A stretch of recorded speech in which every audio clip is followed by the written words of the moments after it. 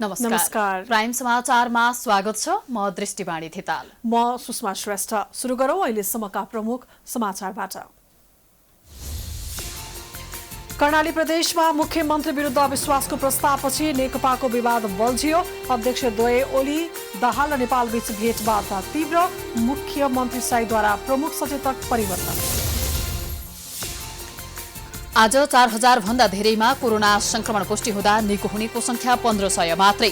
संक्रमित संख्या करिब 34000। अहिलेसम्म 645 जनाको मृत्यु। चीनले हुम्लामा भूमि मिचेको नेपाली कांग्रेसको निष्कर्ष। सिमानामा राखिएका पिलरहरू नै अन्यत्र सारिएको दावी। सरकारले सत्य तथ्य नबुझी चीनको पक्ष लिएको आरोप। लामो दूरीको सडक यातायातमा व्यवसायीको मनपरीले यात्रु मर्कामा। सीटभरि यात्रु राखेर पनि भाडा 50% बढी। बसभित्र स्वास्थ्य मापदण्ड पूरा गरिएन।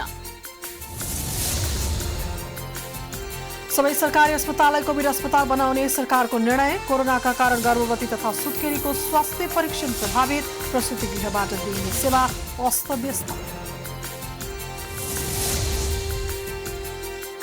यस वर्षको अर्थशास्त्रतर्फको नोबेल पुरस्कार 2 अमेरिकी नागरिकलाई दिने निर्णय। पुरस्कार पाउनेमा पाउल आर मिलग्रोम र रोबर्ट बेल्बी विल्सन।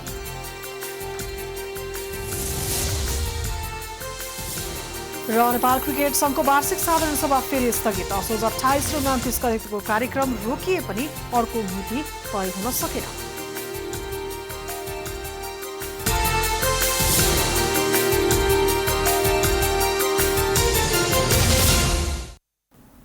अब समाचार विस्तारमा। नेपाल कम्युनिस्ट पार्टी नेकपा कर्णाली प्रदेशका संसदीय दलका नेता तथा मुख्यमन्त्री महेन्द्र बहादुर शाहीले गुलाबजङ शाहलाई प्रमुख सचेतकको जिम्मेवारीबाट हटाएका छन्।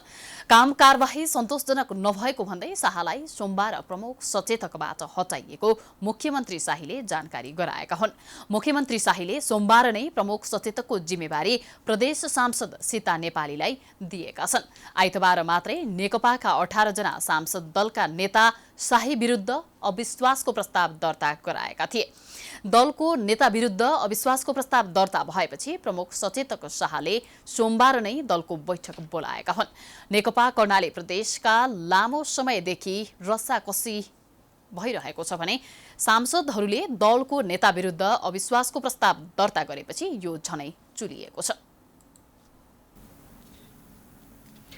कर्णाली प्रदेशका मुख्यमन्त्री महेन्द्र बहादुर शाहीका विरुद्ध पार्टी संसदीय दलमा दर्ता गरिएको अविश्वास प्रस्तावपछि सत्तारूढ दल नेकपाभित्र भुइँचालो आएको छ। 81 आएको अविश्वासको प्रस्तावमा केन्द्रमा भर्खरै मात्र मिल्न खोजेको नेकपा प्रदेशमा फुटको संघारमा पुग्न खोज्नुलाई नेकपाका नेताहरूले आश्चर्यजनक रूपमा लिँदै छलफल तीव्र बनाएका छन्। महेन्द्र बहादुर शाहीका विरुद्ध पार्टी संसदीय दलमा दर्ता गरिएको अविश्वास प्रस्तावप्रति नेकपा अध्यक्ष पुष्पकमल दाहालले असन्तुष्टि जनाएका छन्। दाहाल निवास कुमलटारमा सोमबार बिहान भेट्न गएका नेताहरूलाई उनले व्यक्तिगत स्वार्थमा लागेर प्रदेश सरकार फेरबदलमा लाग्नु उचित नभएको बताएका हुन्। त्यसपछि अर्का अध्यक्ष एवं प्रधानमन्त्री केपी शर्मा ओलीसँग छलफलका लागि बालुवाटार पुगेका दाहालले अविश्वासको प्रस्ताव ल्याएर राजनीतिक अस्थिरता मचाउन नहुनेमा जोड़ दिएका छन्। ओली निकट कर्णाली प्रदेशका सांसद एमलाल कणेलको अगुवाईमा दर्ता गरिएको अविश्वासको प्रस्ताव फिर्ता लिन दाहालले आग्रह गरे पनि प्रधानमन्त्री ओलीले स्पष्ट जवाफ नदिएको बताइएको छ। एकाएक कर्णाली प्रदेशका मुख्यमन्त्री हटाउने खेल शुरू भएपछि विवाद केन्द्र सहित अन्य प्रदेशमा पनि देखिएको छ। यसलाई नेकपाका नेताहरूले अनिष्टको संकेतको रूपमा लिएका छन्।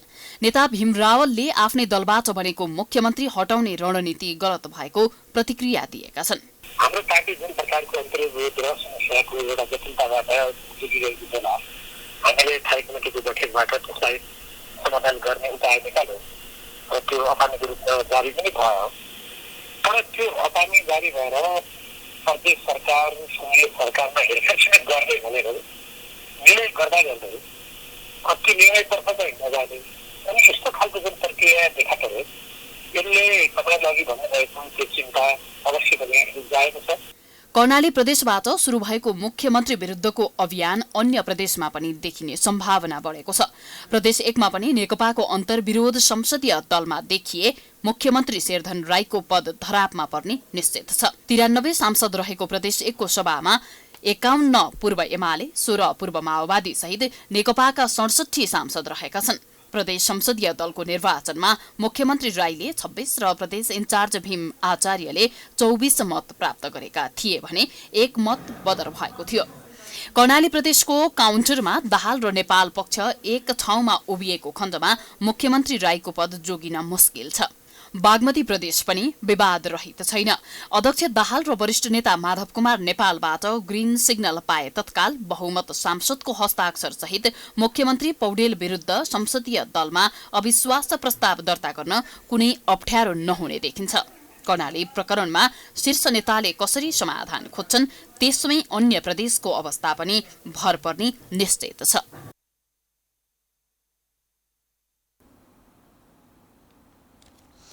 नेपालमा सोमबार थप 4047 जना कोरोना संक्रमण पुष्टि भएको छ।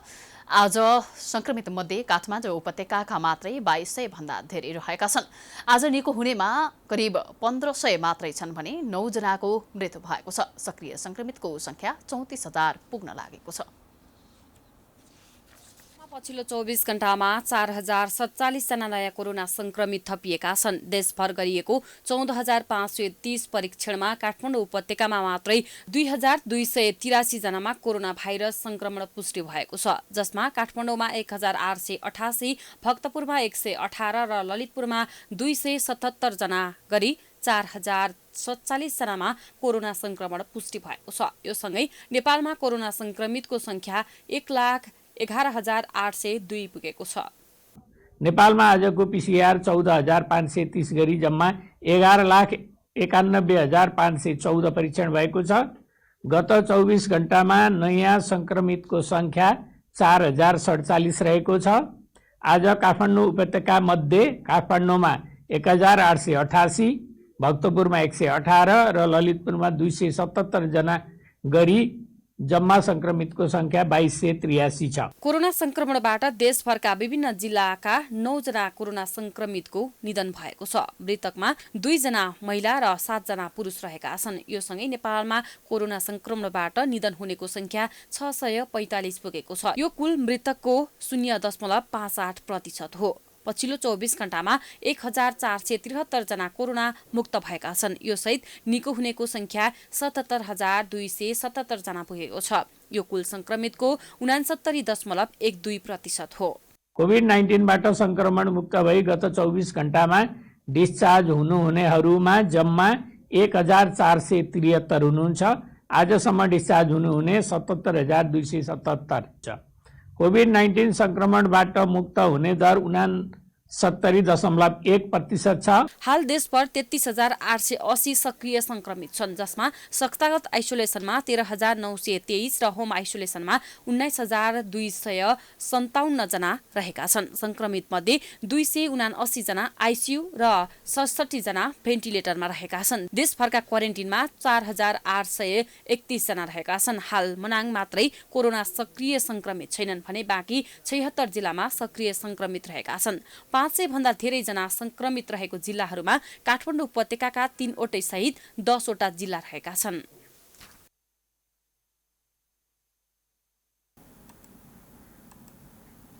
प्रमुख प्रतिपक्षी दल नेपाली कांग्रेसको संसदीय टोलीले हुम्लामा चीनले भूमि मेचेको निष्कर्ष सहितको प्रतिवेदन सार्वजनिक गरेको छ। चीनले हुम्लाको लोलुङजोङमा निर्माण गरेका भौतिक संरचना नेपाली भूमिमा रहेको दावी गरेको छ। चीनले नेपाली भूमि अतिक्रमण नगरेको दावी सरकारले गरिरहेका बेला कांग्रेसले भने चुनौती दिएको छ। प्रतिपक्ष नेता एवं हुम्लाबाट निर्वाचित प्रदेश सांसद जीवनबहादुर शाहीको संयोजकत्वमा असोज 14 गते कांग्रेसका जनप्रतिनिधिको टोली स्थलगत निरीक्षणमा गएको थियो। 10 दिनको अध्ययनपछि सदरमुकाम सिमीकोट आइपुगेको कांग्रेसको स्थलगत निरीक्षण टोलीले चीनले सीमा मिचेको निष्कर्ष सहितको प्रतिवेदन सार्वजनिक गरेको छ। हुम्ला जिल्लाको नामका गाउँपालिका वडा नम्बर 6 लिमी स्थित लाप्चा क्षेत्रको लोलुङजोमा चीनिया पक्षले बनाएका 9 वटा भवन नेपाली भूमिमै पर्ने दावी गरेको छ। तर कङ्ग्रेसको निरीक्षण टोलीले भने सबैभन्दा फरक भूमि मिचिएको दाबी गर्दै प्रतिवेदन सार्वजनिक गरेको छ। सार्वजनिक गरेको प्रतिवेदन अनुसार चीन र नेपालको सीमा क्षेत्रमा रहेको 12 नम्बर पिल्लर नयाँ बनाइएको पाइएको, त्यसरी नै हिल्सा क्षेत्रमा रहेको पिल्लर नम्बर 9-2 को सीमा स्तम्भको बीच रेखामा तारबार र गेट निर्माण गरिएको देखाइएको छ। त्यसरी नै नेपालले निर्माण गरेको गप्पु दोचादेखिको 2 किलोमिटर सडक चीनले अतिक्रमण गरेको प्रतिवेदनमा उल्लेख गरिएको छ।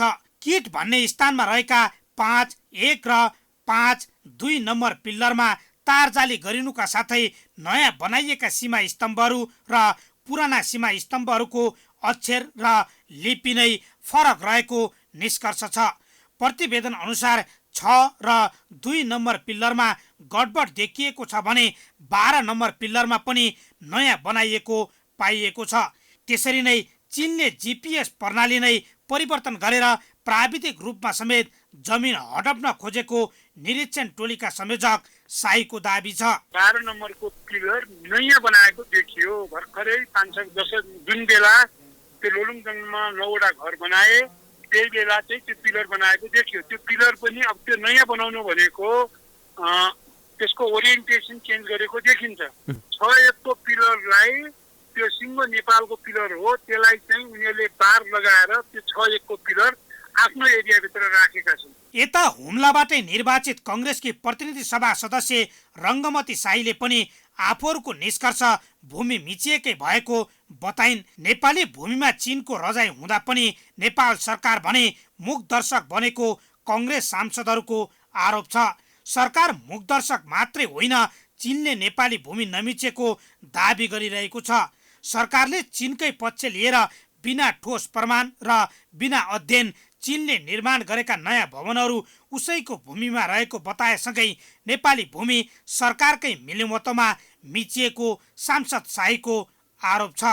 5-6-7 नम्बर पिलर भएको ठाउँमा त्यो कोही जानै सक्दैन। अस्ति हाम्रो टिममा चाहिँ त्यहाँ पुगेर रहेछ, त्यहाँ कसैले पनि देखेको छैन। अनि त्यो पिलर उता छ, यतासम्म घेरबार गरिरहेको छ अरे त्यहाँ। अनि त्यसपछि अब त्यो सरसर्ती हेर्दाखेरि अब आशंका कुरो के छ भने त्यो चाहिँ भूमि लिएकै हो, उनीहरूले हड्केकै छ, भूमि नेपालकै हो। चीनले नयाँ भवन बनाएसँगै जिल्ला स्थित सिडिओ सहित सुरक्षा टोलीले पनि स्थलगत अवलोकन गरेर उक्त भूमि चीनकै भएको निष्कर्ष निकालेको थियो। चीनिया दूतावास र केन्द्र सरकारले पनि उक्त भूमि चीनकै भएको बताउँदै आएको छ। यस अघि नै गाउँपालिका अध्यक्ष र नेकपा सांसदको टोलीले पनि उक्त भूमि चीनकै भएको निष्कर्ष निकाल्दै रक्षा मन्त्री र परराष्ट्र मन्त्रीलाई ब्रिफिङ गरिसकेका छन्। तर सरकारले भने राष्ट्रियतासँग जोडिएको सीमा सम्बन्धी गम्भीर मुद्दामा हल्का र अप्रमाणित तथ्यका आधारमा जवाब दिएर बसिरहेको छ।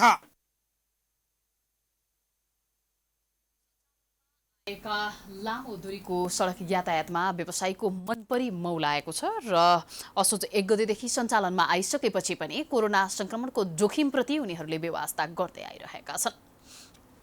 कोरोना संक्रमणको जोखिमलाई मध्यनजर गर्दै उच्च स्वास्थ्य सुरक्षा अपनाएर लामो दूरीको यातायात सञ्चालन गर्न सरकारले अनुमति दिएको थियो। तर यातायात व्यवसायीले स्वास्थ्य सुरक्षाका मापदण्ड पालना गरेका छैनन्। सवारी साधनमा 50% यात्रु राख्ने अनि 50% भाडा बढी लिन पाउने सरकारको निर्णय थियो। तर व्यवसायीले खचाखच यात्रु राखेर भाडा भने धेरै लिइरहेका छन्। सरकारले असोज 1 गतेदेखि अनिवार्य स्वास्थ्यको मापदण्ड पालना गर्दै लामो दूरी तथा आन्तरिक जिल्ला यातायात सञ्चालन गर्न अनुमति दिएसँगै यातायात सुचारू भएको हो। तर कोरोना भाइरसको कारण यात्रा गर्ने मानिसको संख्यामा भने उल्लेख्य कमी आएको देखिन्छ। विगतको वर्षमा दशैंको समयमा मानिसको चापाचाप देखिने गङ्गबु बस पार्कमा अहिले यात्रु देखिँदैनन्। बस सञ्चालनमा आएका लामो दूरीको सवारीमा सरकारको निर्णय अनुसार नै गाडीको सिट क्षमताको आधा मात्र यात्रु राखिने गरिएको छ। तर भाडा दोब्बर लिने तर बीच बाटोमा यात्रु चढाउने गरेको भेटिएको छ। पर्वतका गुमान सिंह बुहारीको उपचारका लागि काठमाडौँ आउने गर्दछन्। लामो दूरीको यातायात सञ्चालन भएपछि काठमाडौँ आउँदा 50% भाडा बढी तिरे। तर सामाजिक दूरी कायम नगराई सँगैको सिटमा अर्को यात्रु पनि राखियो। दुईजना राख्न पनि खोज्यो। किन यो दुईजना भन्यो, दुईजनाको पैसा त मैले तिरेको छु भनेर मैले जवाब दिएर 2-4 शब्द म बोल्न पनि पर्यो। त्यो बोल्ने कुराहरू होइन, मलाई गाडी त आवश्यकता छ होइन। अब हिँड्ने मैले भन्न खोजेको कुरा के भनेदेखि काटिङटाडा मैले बस स्टपलाई यहाँ काटेँ भन्दा अहिले यहाँ अरूले बेसी किन लिनुभयो भनेर मैले टिकट देखाउँदाखेरि यहाँ उही टिकटको पैसा पनि मैले पछि बनाएँ कि 50% भाडा बढाएर लिने तर सामाजिक दूरी कायम नगराउनु यातायात व्यवसायीको बदमाशी हो। तर व्यवसायीको मनोमानीलाई सरकारले आँखा चिम्लिएर समर्थन गरिरहेको स्वयं यातायात व्यवसायी नै बताउँछन्। सुन्छ न, यो त हामी एउटा निकाय हो, यो लोसी हाम्रो हात भनेको यो बस पार यो बस पार जति हो म्यानेजमेन्ट त्यति टिमले हामीले गर्ने हो। योभन्दा बाहिर के हुन्छ त्यसमा सरकारका निकायहरू छ, यसको अङ्गहरू छ हजुरको, उहाँहरूले पनि ध्यान दिनुपर्छ त्यस्तो कुराहरूमा। कोही व्यक्तिलाई हजुरको टिकट नभएको मान्छेहरूलाई चढाउने काम, जस्तो यहाँबाट गन्तव्यमा एउटा सिटमा एउटा मात्रै टिकट छ, अर्कोमा हालेकै छैन, त्यो लाइन अनुसारको हेर्न सक्नु पर्यो, त्यो चेकिङ हुन सक्नु पर्यो, चेक गर्न सक्नु पर्यो। मेरो भनाइ के छ, त्यो चेकिङ बाटोमा गएर समस्या पर्न सक्छ, त्यो यात्रुलाई उठाउँदा ओह्राउँदाखेरि कारबाही गर्दाखेरि बरु यही बस पार्क आएर मोनिटरिङ मात्र गरिदियो भने हजुरको कमसेकम त्यो यात्रु दुईवटा चढेको यात्रु अर्को बसमा त जान्छ नि त हजुरको, यहाँबाट सल्युसन त छ नि त। अब बाटोमा चेक गरेर त्यसको सल्युसन त अर्को हुँदैन नि त हजुरको, जसले पनि जानिदिनु पर्ने भयो। त्योभन्दा राम्रो नियमित ठाउँमा चेकिङ गर्नुपर्ने भन्ने मान्यता हो मेरो। यथार्थ एकातिर छ, सरकारको दाबी अर्कैतिर। सरकारी अधिकारीहरू व्यवसायीले मन परी गरेको पाइए कारबाही गरिने बताउँछन्, तर वास्तविकता के भइरहेको छ भनेर बुझ्नै जाँदैनन्। र यो जसले चाहिँ अहिले जे मापदण्ड हामीले बनाइरहेका छौँ, जे नियम बनाएका छौँ त्यो अनुसार चल्ने हो। र भोलि पूर्ण सिट क्षमतामा चल्ने भयो भने भाडा बढ्दैन, भाडा जे छ त्यही नै लिनुपर्ने हुन्छ र पूर्ण क्षमता सञ्चालन हुन्छ। अहिले चाहिँ हामीले सामाजिक दूरी कायम गर्ने भनेका छौँ, सिट क्षमताको आधा सिटमा चढाउने र भाडा 50% भन्दा भाडा बढी तिर्ने भने त्यो पब्लिकले भन्न पऱ्यो, त्यो त सबैको पछाडि सरकार लगाएर साध्य पनि हुँदैन। त्यसैले चाहिँ सरकारले भनेकै छ सार्वजनिक बसको भाडा सबैलाई थाहा भएकै विषयवस्तु हो, त्यसमा 50% हिसाब गर्न त जसलाई पनि आउँछ होला होइन। त्यो हिसाबले 50% बढी दिनु भएन। यदि त्योभन्दा बढी माग्यो भने चाहिँ तपाईँको चाहिँ शिकायत गर्ने निकायहरू छन्। ट्राफिक पुलिसको 103 नम्बर छँदैछ, यातायात व्यवस्था विभागको नम्बर छ, यातायात कार्यालयको नम्बर छ, उहाँले जहाँ पनि कम्प्लेन गर्न सक्नुहुन्छ। तत्काल हामीले त्यो गाडीलाई चाहिँ निगरानीमा राख्ने, कारबाही गर्ने र उहाँको बढी भाडा फिर्ता गराउने गर्छौँ। सरकारले भदौ 1 गतेबाट सीमित सेवाहरू बाहेक सबै व्यवसाय र सेवाहरू खुला गर्ने निर्णय गरेको थियो। सरकारले तोके बमोजिम स्वास्थ्य सेवाको मापदण्ड अपनाएर लामो र छोटो दूरीका निजी र सार्वजनिक सवारी साधन चलाउने सरकारले अनुमति दिएको थियो, तर कुनै पनि मापदण्ड पालना भएका छैनन्। प्राइम टाइम्स टेलिभिजनका लागि क्यामेरामा मिलन मगरका साथमा लक्ष्मी विश्वकर्मा, काठमाडौँ। समाचारको सिलसिला जारी छ, हामी विश्राम पछि आउँछौँ।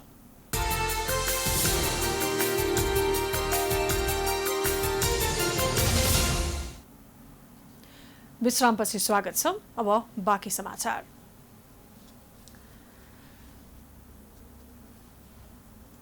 सरकारले उपत्यकाका सम्पूर्ण सरकारी अस्पतालहरूलाई कोभिड अस्पतालमा परिवर्तन गरिने निर्णय गरेको छ। स्वास्थ्य तथा जनसङ्ख्या मन्त्रालयले काठमाडौँ उपत्यकामा रहेका सम्पूर्ण सरकारी अस्पताललाई कोभिड अस्पतालको रूपमा रूपान्तरण गर्ने निर्णय गरेको हो। मन्त्रालयका प्रवक्ता डाक्टर जागेश्वर गौतमले उपत्यकाका सबै सरकारी अस्पतालमा अब कोरोना संक्रमितको उपचार हुने बताएका छन्। दहचोक स्थित मनमोहन मेमोरियल मेडिकल कलेज तथा शिक्षण अस्पताल तथा कीर्तिपुर स्थित आयुर्वेद अनुसन्धान तथा तालिम केन्द्रलाई कोभिड-19 को लक्षण सहितको संक्रमितको उपचार गर्ने गरी कोभिड अस्पतालका रूपमा स्तर उन्नति गर्ने निर्णय भएको पनि प्रवक्ता गौतमले जानकारी दिनुभयो।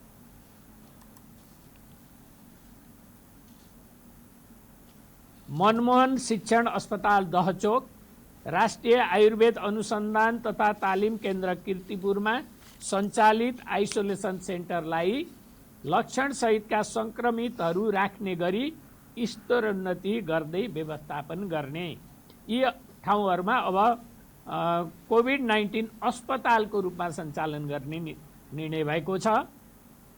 सार्वजनिक स्थानहरू तथा सार्वजनिक यातायातका सञ्चालकहरू र जिम्मेवार निकाय र पदाधिकारीहरूलाई कोभिड-19 को संरक्षण र जोखिम रोक्नका लागि भूमिका निभाउन सम्बन्धित निकायहरूसँगको समन्वय र सहकार्यलाई अझ बढाउँदै लैजाउँ र यस किसिमका सार्वजनिक स्थानहरूको निसंक्रमण गर्ने कार्य तथा जनस्वास्थ्यका मापदण्डहरू कडाइका साथ लागू गर्न र जनस्वास्थ्यका मापदण्ड लागू नगर्ने नगराउनेलाई कडा कारबाही गर्न गृह मन्त्रालय, भौतिक पूर्वाधार विकास मन्त्रालय, सङ्घीय मामिला तथा सामान्य प्रशासन मन्त्रालयलाई लेखी पठाउने निर्णय गरिएको छ। त्यसैगरी मन्त्रालयले काठमाडौँ उपत्यकाका अस्पतालहरूलाई आकस्मिक भएका अपरेसन नगर्न निर्देशन दिएको छ। लक्षण भएका कोरोना संक्रमितहरूको संख्या बढेसँगै मन्त्रालयले यो निर्णय गरेको हो। यसले कोरोनाका बिरामीहरूलाई केही हदसम्म आइसियु र भेन्टिलेटर बेड पाउने अपेक्षा गरिएको मन्त्रालयको विश्वास छ।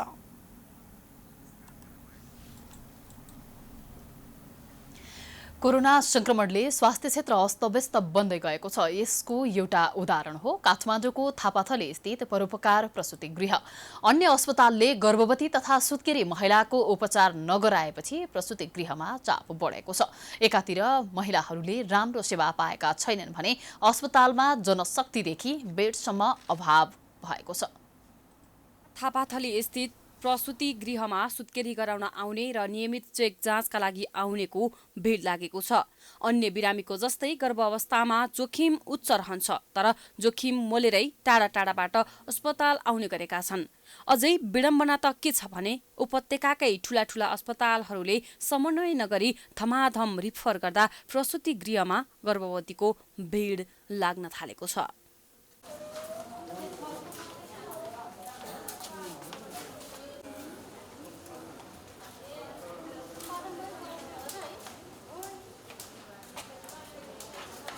यहाँ देशका विभिन्न जिल्लाहरूबाट दैनिक हजारौंको संख्यामा बिरामी उपचारका लागि आउने गर्दछन्। प्रसूति सम्बन्धी सबै सेवा न्यून शुल्कमा पाइने भएकोले उपचारका लागि आउने गरेका छन्। अहिले थाङकोट बस्ने र अनि घरबाट आउँदा गाह्रो हुन्छ भनेर थाङकोट कोठा लिएर बसिरहेको छु। अनि त्यहीबाट यहाँ सुरु 3 महिनासम्म चाहिँ धादिङमै गरेको थियो, धादिङ थाकेमै, अनि हेलकोसमा, अनि हेलकोसबाट यहाँ पठाउनु भएको। अन्य अस्पतालहरूमा नियमित चेक जाँच गराएका बिरामीहरू समेत कोरोनाको जोखिमका कारण अस्पतालमा नै जान छाडेका छन्। त केही बिरामीहरूले नियमित गराएको चेक जाँच नै बन्द गर्दा बाध्य भएर थापाथली पुग्ने गरेका छन्। उपचार ठिकै भनौँ न, अब सहज भनौँ नि, अब हामी अब यहाँ क्युमा बसे गर्नु परिरहेको। बिहान अब 7:30-8 बजीदेखि आएको, भर्खर अब भिडियो एक्सरेको रिपोर्ट भर्खर आइपुग्यो। यस्तै हो, अब सहज भनौँ नि, अब अलिक छिटै हुनुपर्ने हो, तर अलिकति स्लो छ। बिरामीहरूको भिडभाडका कारण अस्पतालमा पुगेका बिरामीहरूले उपचार सेवा प्रभावकारी पाउन सकेका छैनन्। एकातिर कोरोनाको जोखिम भएका कारण डराई अस्पताल जानु परेको छ, त एकातिर अस्पतालमा समयमा उपचार नपाउँदा बिरामीले शास्ति झेल्नु परेको छ। सुरुवातमा त यस्तो, अब मेरो घर चितवन होइन, म चितवनदेखि आएको। अब उहाँहरूले पहिला टिचिङमै गरिरहेको थियो, अनि त्यसपछि टिचिङमा पनि अलिअलि बन्दको त्यो कोरोनाको देखेको भएर अनि एक फेर चाहिँ उसमा कस्तो ओममा गरायो। अनि त्यहाँबाट अब सबैजना थापाथलीमा भन्ने पुरानो हो नि त हस्पिटल, अनि त्यही भएर यहीँ लिएर आएको। गर्भवती तथा सुत्केरीको संख्या बढेपछि प्रसूति गृहलाई व्यवस्थापनमा मात्र होइन सेवा प्रवाहमा समेत कठिन भएको अस्पतालकी निर्देशक डाक्टर संगीता कौशल मिश्रको भनाइ छ। प्रसूति गृहमा बेड अभावका साथै जनशक्तिको समेत अभाव हुन थालेको छ। भन्छु धेरै नै कठिन छ, किन अन्त्यको पनि बिरामी, आफ्नो रेगुलर बिरामी। त्यसपछि अर्को समस्या के छ भने हाम्रो स्वास्थ्यकर्मी पनि कतिपय मात्रामा सङ्क्रमित भइराखेको अवस्था पनि छ। एकचोटि सङ्क्रमित भएपछि एकजना स्वास्थ्यकर्मी लगभग 20 देखि 21 दिनसम्म अस्पताल आउन मिल्दैन। अब उहाँको काम पनि अरू जुन पहिल्यैका जनशक्तिले गर्नुपर्छ भने दोहोरो काम गरिराख्नु भएको छ हाम्रो, अनि त्यही भएर जनशक्तिको अभाव चाहिँ छ। तथापि पनि हामीले सेवा दिनलाई चाहिँ प्रसूति गृहमा अहिले दैनिक 500 जनाले ओपीडी सेवा लिँदै आएका छन्। अस्पतालका अनुसार अहिले दैनिक 60 देखि 70 जना सुत्केरी भइरहेका छन्। लकडाउन पश्चात केही समय बिरामीको संख्यामा कमी भए पनि अन्य अस्पतालले हेर्न छाडेपछि चाप बढेको हो। अस्पतालका अनुसार साउनमा ओपीडीमा 4000 जनाले सेवा लिएकोमा भदौमा त्यसको संख्या बढेर 9000 को हाराहारीमा पुगेको थियो। त्यस्तै असोज 25 गतेसम्म पनि ओपीडीमा मात्रै 3300 भन्दा बढीले सेवा लिइसकेका छन्। यस समयमा सामान्य रूपमा सुत्केरी हुनेको संख्या पनि बढेको अस्पतालले जनाएको छ। कोरोना महामारीले विभिन्न मुलुकमा कामका लागि गएका नेपालीहरू अलपत्र परिरहेका छन्। सरकारले गर्ने भनेको उद्धार प्रभावकारी बन्न सकेको छैन। तर वैदेशिक रोजगारीसँग सम्बन्धित सङ्घ सङ्गठनहरूको सहयोगमा अलपत्र नेपालीहरू नेपाल फर्किने गरेका छन्। विगत 7 महिनादेखि युएईमा अलपत्र परेका नेपालीहरू पनि हिजो नेपाल आइपुगेका छन्। परेका 15 जना नेपालीको उद्धार गरिएको छ। विगत 7 महिना पहिले फ्यासिलिटी म्यानेजमेन्ट कम्पनीमा कामका लागि युएई पुगेका 336 जना अलपत्र मध्ये धेरै आफ्नो खर्चमा यसअघि नै नेपाल फर्किसकेका छन् भने 17 जना पैसाको अभावमा युएईमै अलपत्र अवस्थामा थिए। तीमध्ये 15 जना नेपाल फर्किएका हुन्। 2 जनाले काम पाएपछि उनीहरू युएईमै बसेका छन्। यसअघि 9 अगस्तमा नेपाल आउनको लागि दुबई एयरपोर्ट पुगेका उनीहरू ओभर स्टे फाइन तिर्न नसकेका कारण दुबई एयरपोर्टमै रोकिएपछि अलपत्र परेका हुन्। यसरी अलपत्र परेका 17 जना नेपाली कामदारहरूलाई करिब 27 घण्टापछि नेपाली राजदूतावासको अनुरोधमा गैर-आवासीय नेपाली सङ्घ युएईले उद्धार गरेर खान र बस्नको प्रबन्ध मिलाएको थियो। लामो समयको पहलपछि उनीहरू स्वदेश फर्कन सफल भएको र नेपाली मजदुर एकता समाजको पहलमा घरसम्मै पुर्याउने काम सम्पन्न भएको संस्थाका अध्यक्ष तेज बहादुर कार्कीले बताए। एयरपोर्टबाट फिर्ता लिएर गएपछि गैर-आवासीय नेपाली सङ्घ युएईले पीडित नेपालीहरूलाई करिब 45 दिनसम्म खान बस्नको सबै प्रबन्ध गरेको थियो। नेपालमा अन्तर्राष्ट्रिय एयरपोर्टमा हामीले रेस्क्यु गऱ्यौँ। जो 15 जना हामीले रेस्क्यु गरेका छौँ 17 जनामा र 2 जना अहिले पनि युएईमा हुनुहुन्छ। उहाँहरू घरमा आएर पनि सम्भव हाम्रो कुनै छैन भनेर उता हिजोदेखि नै उहाँको कामको वातावरण सिर्जना भएको छ, काममा जोडिनु भएको छ र हामीले 15 जनालाई हाम्रो सम्पर्कमा ल्याएर उहाँहरूलाई घरसम्म पुग्ने वातावरण, खाना र बस्न गरेर हिजो नै 12 जना उहाँहरूलाई सबैले आफ्नो घरमा पठाइसकिएको छ र 3 जना अहिले नै काठमाडौँमा हुनुहुन्छ। यो मेरो व्यक्तिगत रूपमा नभएर विशुद्ध मजदुर जो मजदुरको लागि हामीले अभियान सिर्जना गरेका छौँ। त्यसपश्चात उनीहरूको प्रबन्ध नेपाली मजदुर एकता समाजले मिलाएको थियो। समाजले सुरुवाती दिनमा म्यानपावर कम्पनी मार्फत 9000 दिराम खाना खर्च उपलब्ध गराएको थियो। श्रम रोजगार तथा सामाजिक सुरक्षा मन्त्री रामेश्वर राई यादवले विशेष पहलमा नेपाली राजदूतावास युएईले अलपत्र नेपालीहरूको अध्यागमनमा गएर आवश्यक कागजी काम सकेर उनीहरूको ओभर स्टे फाइन मिना गर्न सफल भएसँगै एयरपोर्टमा रोकिएको 2 महिनापछि उनीहरू नेपालको लागि सोही टिकटमा नेपाल आइपुगेका हुन्। समस्यामा परेका नेपालीहरूको आवाज नेपाल सरकारले सुनेर आफूहरू सकुशल घर फर्कन पाएकोमा अलपत्र परेका नेपाली निकै हर्षित देखिन्थे। उनीहरूले सहयोगी हातहरूलाई धन्यवाद समेत दिएका छन्। उहाँको राजदूतावासले त्यति मतलब नदिएपछि श्रम मन्त्रालयसँग पनि हामीले पहल गरेपछि श्रम मन्त्रीको ट्रेस आइसकेपछि बल्ल गएर उहाँको राजदूतावासले पहल गरेको त्यहाँका मजदुर, त्यहाँका हाम्रा सहकार्य गर्ने साथीहरूले हामीलाई चाहिँ बताउनु भएको छ। त्यसरी बताइसकेपछि हामीलाई दुःख लाग्यो, पीडा लाग्यो। किनभने मजदुरका पीडाहरू सुन्ने सायद कोही रहेनछ परदेशको ठाउँमा। यहीँबाटै प्रोसेस गर्नु पर्दो रहेछ, नेपालबाटै प्रोसेस गर्नु पर्दो रहेछ भन्ने कुरा हामीलाई लाग्यो। विश्वका विभिन्न मुलुकहरूमा अहिले पनि हजारौंको संख्यामा मजदुरहरू अलपत्र रहेका छन्। उनीहरू सरकारको पर्खाइमा बसिरहेका छन्। तर सरकारी निकायले भने उनीहरूलाई सहजै नेपाल ल्याउन सक्ने अवस्था पनि छैन। त्यसमाथि विदेशमा पीसीआर टेस्ट लगायतका कुराहरू निकै महँगो भएकाले पनि स्वदेश फर्कन कठिन भइरहेको पीडितहरूको गुनासो छ। सरकारले विश्वका विभिन्न मुलुकमा अलपत्र परेकाहरूको तथ्याङ्क निकाली छिटोभन्दा छिटो स्वदेश फर्काउन पहल गर्नुपर्ने आवश्यकता छ।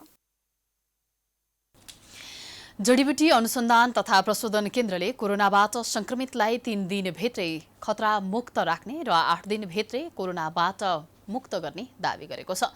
सोमबार काठमाडौँमा पत्रकार सम्मेलनको आयोजना गरेर केन्द्रका अध्यक्ष शिवलाल रोकायाले केन्द्रले तयार पारेको आयुर्वेदिक औषधिले कोरोना संक्रमितहरूलाई निको पारेको दावी गर्नुभएको छ। अहिले विश्व कोभिड-19बाट आक्रान्त बनेको र यसबाट नेपाल पनि अछुतो नरहेको उल्लेख गर्दै रोकायाले कोरोना नाशक चूर्ण आयुर्वेदिक औषधिले कोरोना संक्रमितहरूलाई निको पारेको बताउनु भएको छ। उहाँले संक्रमितले यो औषधि सेवन गरेपछि उनीहरूको रिपोर्ट 8 दिनभित्रमा नेगेटिभ आएको समेत दावी गर्नुभएको छ। संक्रमणलाई खतरा मुक्त बनायो, 3 दिनमा क्लियर बनायो, 7-8 दिनमा यसको नेगेटिभ रिपोर्ट आउँछ। ती नेगेटिभ को रिपोर्ट आयो तिनको पनि म नम्बर दिन सक्छु तपाईहरुलाई। रिपोर्ट त यो वडा अध्यक्षसँग छ, वडा अध्यक्षसँग बुझ्नुहोस्। वडा अध्यक्षले प्रोत्साहन पत्र दिनुभएको छ। मध्येको छिमेकी वडा नम्बर 3 को वडा अध्यक्षले रिपोर्ट पनि यो मेरो मोबाइलमा पनि छ होला, एक दुईजनाको। म कहाँ जङ्गलमा जानुपर्छ, कोही कहाँ जानुपर्छ, मैले त्यो सबै कलेक्सन, मैले त औषधि खाएर ठिक भइहाल्यो, मलाई रिपोर्ट के हो, सिरप होइन, मागा उड्न लागि भनेर मैले। उहाँका अनुसार कोरोना नाशक चूर्ण औषधिमा चिराइतो, बोजो, लता कस्तुरी, बनजौ, बनतोरी लगायतको सम्मिश्रण प्रयोग गरिएको छ।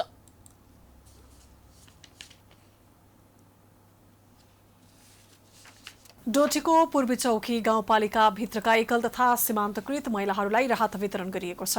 सीमान्तकृत महिलाहरूको आवास तथा सहभागी कोभिड-19 अन्तर्गत राहत सामग्री र स्वास्थ्य सामग्री भन्ने उद्देश्यका साथ राहत वितरण गरिएको हो। पूर्वी चौकी गाउँपालिकाका 120 जना एकल सीमान्तकृत अपाङ्ग महिलालाई 25 केजीका दरले चामल, दाल, चना, 3 प्याकेट तेल, मास्क, साबुन, सेनिटाइजर लगायतका स्वास्थ्य सामग्री समेत वितरण गरिएको थियो। राहत वितरण कार्यलाई निरन्तरता दिने मानव अधिकारका लागि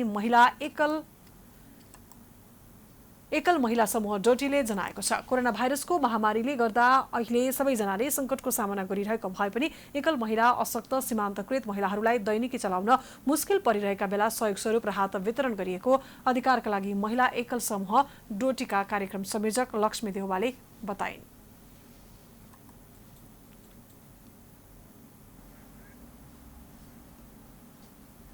समाचारको सिलसिला जारी छ। हामी विश्राम पछि आउँछौं। विश्राम अघि प्रमुख समाचार पुनः एकपटक। कर्णाली प्रदेशमा मुख्यमन्त्री विरुद्ध अविश्वासको प्रस्तावपछि नेकपाको विवाद बल्झियो। अध्यक्ष द्वय ओली दाहाल र नेपाल बीच भेटवार्ता, मुख्यमन्त्री शाहीद्वारा प्रमुख सचेतक परिवर्तन। आज 4000 भन्दा धेरैमा कोरोना संक्रमण पुष्टि हुँदा निको हुनेको संख्या 1500 मात्रै। सक्रिय संक्रमितको संख्या करिब 34000। अहिलेसम्म 645 जनाको मृत्यु। चीनले हुम्लामा भूमि मिचेको नेपाली कांग्रेसको निष्कर्ष। सिमानामा राखिएका पिलरहरू नै अन्यत्र सारिएको दावी। सरकारले सत्य तथ्य नबुझी चीनको पक्ष लिएको आरोप।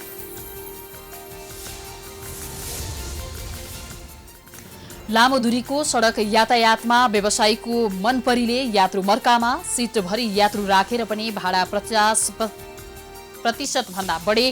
बसभित्र स्वास्थ्य मापदण्ड पूरा गरिएन।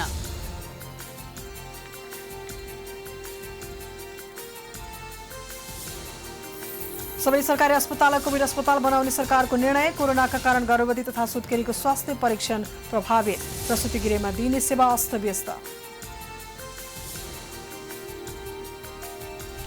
यस वर्षको अर्थशास्त्रतर्फको नोबेल पुरस्कार 2 अमेरिकी नागरिकलाई दिने निर्णय। पुरस्कार पाउनेमा पाउल आर मिलग्रोम र रोबर्ट बेल्बी विल्सन। र नेपाल क्रिकेट संघको वार्षिक साधारण सभा फेरि स्थगित। असोज 28 र 29 गतेको कार्यक्रम रोकिए पनि अर्को मिति तय हुन सकेन।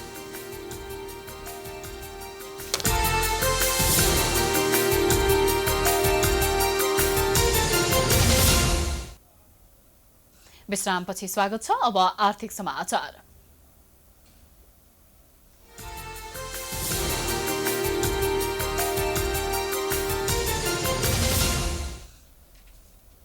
बहुराष्ट्रिय कम्पनी गोर्खा ब्रुअरीले विद्यमान ऐनमा उल्लेख गरिएको गुणस्तरलाई बेवास्ता गर्दै गुणस्तरहीन बियर उत्पादन गरी बिक्री वितरण गर्दै आएको खुलेको छ।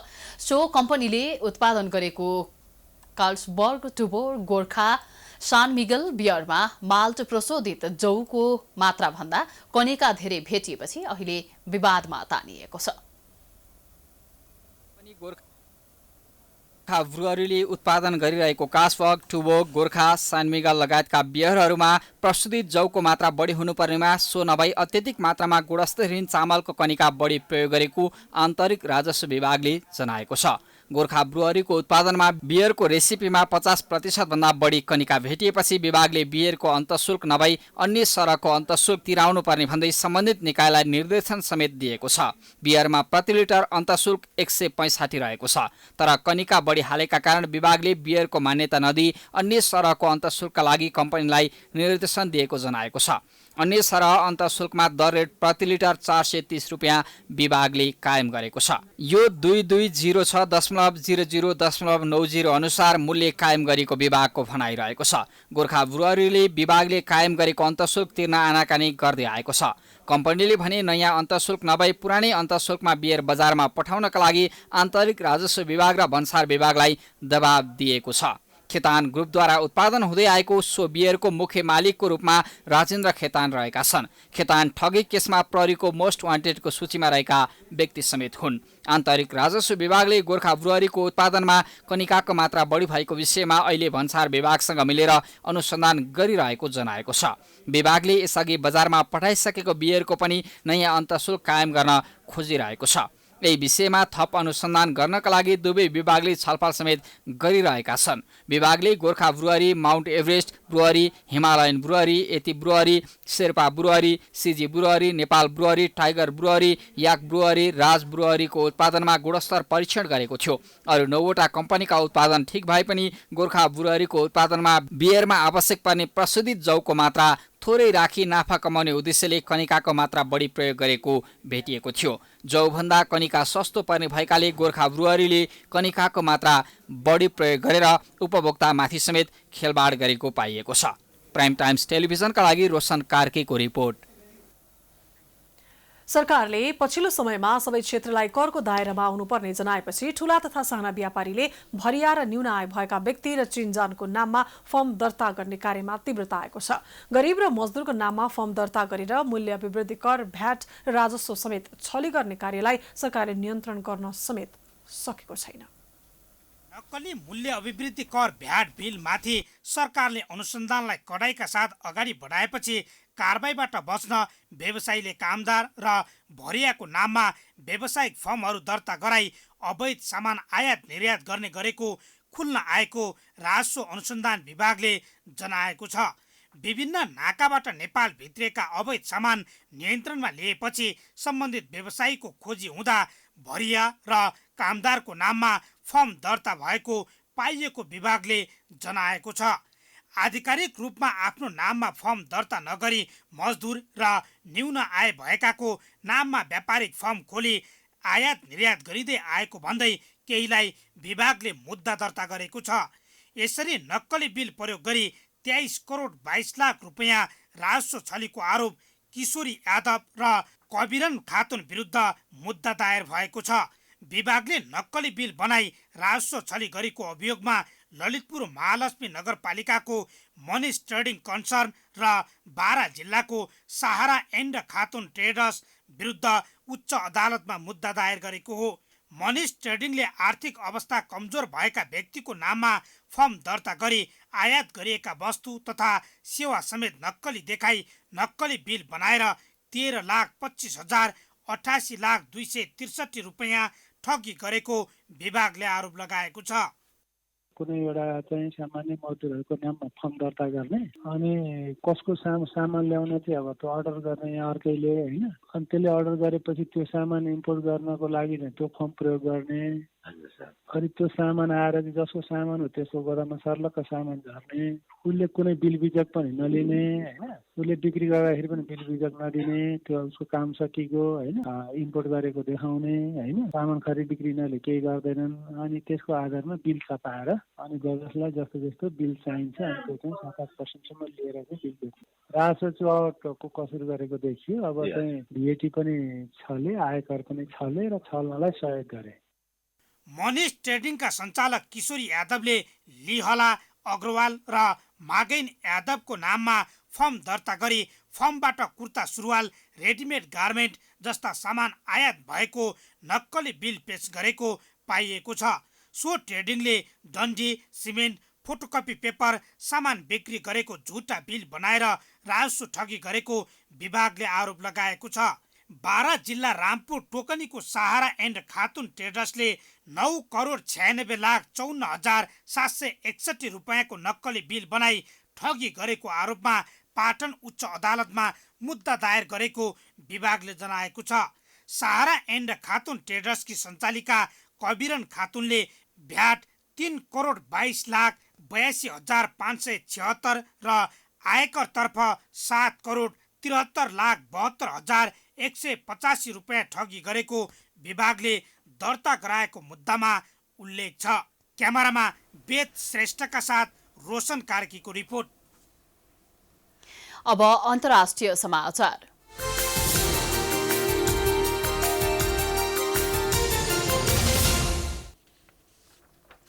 यस वर्षको अर्थशास्त्रतर्फको नोबेल पुरस्कार 2 अमेरिकी नागरिकलाई प्रदान गरिने भएको छ।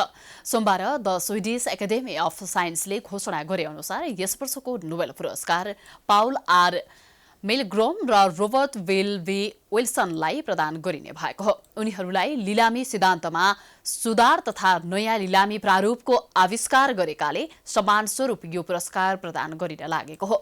दुवैजना अमेरिका स्थित स्टानफोर्ड विश्वविद्यालयका प्राध्यापक रहेका छन्। विजेताले स्वर्ण पदक र 1 करोड स्विडिश क्रोनर पाउनेछन्। अहिलेसम्म केवल 2 महिलाले मात्र अर्थशास्त्रतर्फको नोबेल पुरस्कार पाएका छन्।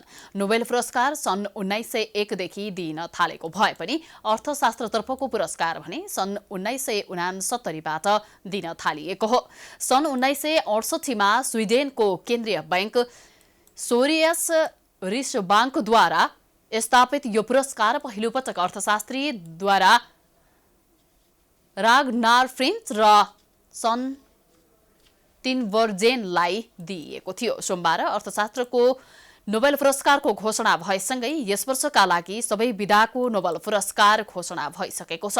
यस वर्षको नोबेल पुरस्कार पाउनेमा 7 पुरुष, 4 महिला र एउटा संस्था रहेको छ।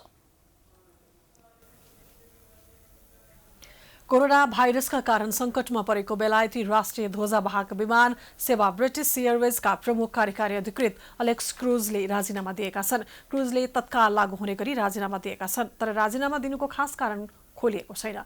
विगत 4.5 वर्षदेखि कम्पनीको प्रमुख कार्यकारी अधिकृतका रूपमा सेवा गरेका क्रुजको स्थानमा अब सिन्डोयलले जिम्मेवारी लिनेछ। पछिल्ला दिनहरूमा कोरोना भाइरसका कारण ब्रिटिश एयरवेजले पर्याप्त उडान भर्न नसकेको तथा यात्रुको संख्यामा व्यापक कमी आएको छ। ब्रिटिश एयरवेजको मातृ संस्था आईएजीमा पनि फेरबदल गरिएको छ। आईएजीमा नयाँ नियुक्त भएका प्रमुख कार्यकारी लुइस ग्यालेगोले कोरोना भाइरसका कारण उत्पन्न संकट सामना गर्न आफूहरू सक्षम हुने विश्वास व्यक्त गरेका छन्। क्रुजको कार्यकालमा ब्रिटिश एयरवेजले निकै प्रगति गरेको र एयरलाइन्सलाई आधुनिकीकरण गर्न ठोस कार्य गर्नुभएको भन्दै प्रशंसा गरेका छन्।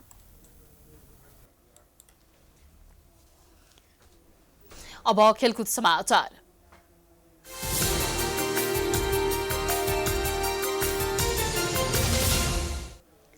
पछिल्लो समय विभिन्न विषयमा राष्ट्रिय तथा अन्तर्राष्ट्रिय स्तरका खेलाडीहरू विभिन्न विवादमा तानिने गरेका छन्। राष्ट्रिय खेलकुद परिषदमा भएको पछिल्लो नियुक्ति पनि विवादमा परेको छ। अयोग्य व्यक्तिलाई नियुक्ति गरिएको आरोप लागेको हो। आन्दोलनबाट स्थापित समावेशिताको नारा नयाँ खेलकुद ऐनमा पनि छ। राष्ट्रिय खेलकुद विकास ऐनको दफा 3 को ट अनुसार मन्त्री परिषदबाट मनोनित गर्दा विभिन्न समुदायबाट समावेश गर्नुपर्ने उल्लेख छ। सबै प्रदेशलाई पनि समेट्नै पर्नेछ, जसको कारण राखेपको बोर्ड सदस्यमा पनि कसरी र कसलाई नियुक्ति गर्ने भन्ने बारेमा ठूलै कसरतको बावजुद 9 जना बोर्ड सदस्यको टुङ्गो लागेको थियो। नियुक्त भएका मध्ये कराते खेलाडी समेत रहेका पुरेन्द्र विक्रम लाखे भने विवादमा तानिएका छन्। उनी सन् 1990 को एसियन च्याम्पियनशिपमा जापान गएको र पछि उतै भागेको आरोप लागेको छ। राष्ट्रिय खेलकुद ऐन 2077 ले विवादित व्यक्तिलाई राखेपको सदस्य बन्न बन्देज गरेको छ। ऐनको दफा 8 मा पद रिक्त हुने अवस्थाको बुदा नम्बर ज मा राष्ट्रको प्रतिनिधित्व गरी विदेश गएर भागेको र पछि फर्केर आएको प्रमाणित भएमा भन्ने उल्लेख छ। यदि लाखे विदेश गएर भागेको प्रमाणित भएमा उनी सदस्यका लागि अयोग्य ठहर हुनेछन्। तर लाखेले भने आफूमाथि लागेको आरोपको खण्डन गरेका छन्। आफूले गलत काम गरेको भए सजाय भोग्न तयार रहेको भन्दै लाखेले बिना प्रमाण चरित्र हत्या गर्न खोजिएको गुनासो गरेका छन्। हिजोका दिनमा नियुक्ति भएका मध्ये संविधानले वर्णित गरेका मान्छेहरू पनि त्यहाँ नियुक्ति भएका छन्। यसो भन्दाखेरि मैले आग्रहपूर्वक जुन विषय मसँग रिलेटेड भएर आयो म चुनौती दिन्छु त मलाई प्रमाणित गरेर देखाओस्। र राज्यले जुन सुकै सल्लाह दिन्छ म भोग्न तयार छु। लाखेको विषयमा विवाद आएपछि राखेपका सदस्य सचिव रमेश सिलवालले पनि चासो राखेका छन्। सिलवालले करातेका अन्तर्राष्ट्रिय खेलाडी लाखे महासंघको केन्द्रीय नेतृत्वमा लामो समयदेखि काम गर्दै आइरहेको बताउँदै जापानमा रहेको बेला ट्रेनिङ अवधि थपिएका कारण थप समय बस्नु परेको प्रश्न पारेका छन्। तर उक्त परिस्थितिलाई विवादित बनाउन खोजिएको सिलवाल बताउँछन्। उहाँ जापान जानुभयो, जापानमा ट्रेनिङ गर्नुभयो, ट्रेनिङ अवधि थपिएर फर्केर आउनुभयो। यदि उहाँ चाहिँ त्यस्तो स्थिति हो भने किन जापान सरकारले अथवा जापानको चाहिँ त्यो करातेले फेरि पनि उहाँलाई ढाक्छ र अथवा त्यो गतिविधिमा सामेल गर्छ त? त्यसैले के हुन्छ भने यदि साँच्चीकै उहाँहरूले गल्ती गर्नुभयो भने त्यसलाई गल्ती गरेकोले ढाकछोप पनि गर्नु हुँदैन, तर मान्छेहरूलाई बदनाम पनि गर्नु हुँदैन। यदि कसैले चाहिँ प्रामाणिक रूपमा ल्याउँछ भने, कुनै प्रशिक्षक अथवा सङ्घको मान्छे ल्याउँछ भने त्यसलाई कारवाही गर्न म तयार छु। सरकारले लाखेसहित राष्ट्रिय फुटबल टोलीका पूर्व स्ट्राइकर हरि खड्का, माधव हजारा, राजेन्द्र गुरुङ, मोहम्मद शेख, नन्द बस्याल, एकेन्द्र कुँवर, चन्दा वन्दना राई र सुमित्रालाई राखेपको बोर्डमा नियुक्ति गरेको थियो। नेपाल क्रिकेट संघ क्यानको वार्षिक साधारण सभा फेरि स्थगित भएको छ। असोज 28 र 29 गतेका लागि तय भएको क्यानको साधारण सभा स्थगित गरिएको हो। अब मङ्सिर 15 सम्म क्यानले साधारण सभा गर्ने योजना बनाएको छ। क्यानले चैत 6 गते बसेको कार्य समितिको बैठकबाट असोजको 28 र 29 गते वार्षिक साधारण सभा गर्ने बताएको थियो। त्यो बेला सके सबै भेला भएर र नभए भर्चुअलमा गर्ने बताइएको थियो। तर त्यो बैठकबाट फर्के लगतै अध्यक्ष चतुरबहादुर चन्द र सचिव अशोकनाथ प्याकुरेललाई कोरोना पोजिटिभ भएको थियो। सचिव प्याकुरेल अहिले पनि अस्पतालमा भर्ना भइरहेका छन्। कोरोना संक्रमणकै कारण साधारण सभा स्थगित गर्नु परेको हो। क्यानका अध्यक्ष चन्दले आइसिसीसँगको सम्झौता अनुसार अक्टोबर 15 मा वार्षिक साधारण सभा गर्ने भनेर भनिएको थियो, तर कोरोनाकै कारण सम्भव हुन सकेन। यो सँगै हामी समाचारको अन्त्यमा आइपुगेका छौं। जाँदा जाँदै प्रमुख समाचार पुनः एकपटक। कर्णाली प्रदेशमा मुख्यमन्त्री विरुद्ध अविश्वासको प्रस्तावपछि नेकपाको विवाद बल्झियो। अध्यक्ष द्वय ओली दाहाल र नेपाल बीच भेटवार्ता तीव्र। मुख्यमन्त्री शाहीद्वारा प्रमुख सचेतक परिवर्तन। आज 4000 भन्दा धेरैमा कोरोना संक्रमण पुष्टि हुँदा निको हुनेको संख्या 1500 मात्रै। सक्रिय संक्रमितको संख्या करिब 34000। अहिलेसम्म 645 जनाको मृत्यु। चीनले हुम्लामा भूमि मिचेको नेपाली कांग्रेसको निष्कर्ष। सिमानामा राखिएका पिलरहरू नै अन्यत्र सारेको दावी। सरकारले सत्य तथ्य नबुझी चीनको पक्ष लिएको आरोप।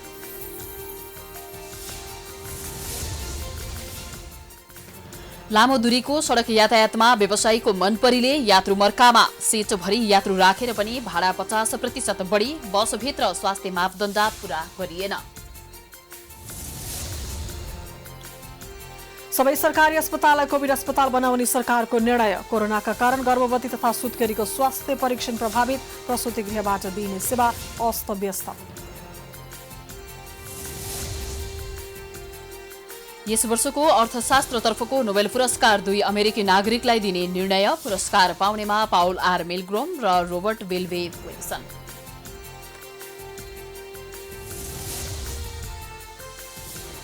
र नेपाल क्रिकेट संघको वार्षिक साधारण सभा फेरि स्थगित। असोज 28 र 29 गतेको कार्यक्रम रोकिए पनि अर्को मिति तय हुन सकेन।